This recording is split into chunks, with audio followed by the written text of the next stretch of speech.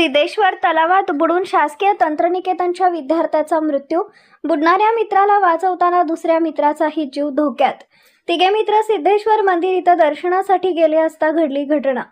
सुरंजन शेंडगे वय वर्ष 16 राहणार फलटण सध्या कर्णिकनगर यानं तलावात उडी मारली.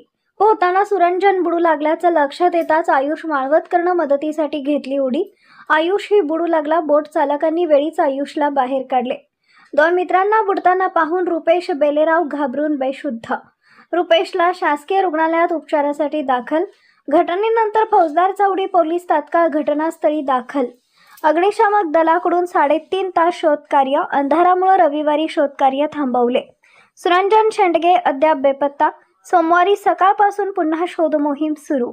तिघेही शासकीय तंत्रनिकेतन मेकॅनिकल डिप्लोमा प्रथम वर्षाचे विद्यार्थी. इकडचे बी 2-3 माणसांनी टाकलं पाहिजे डाळी. हा एकच टाकली ना, एकच टाकली. चारी बाजूने टाकलं पाहिजे, असं पटकन भेटेल असं.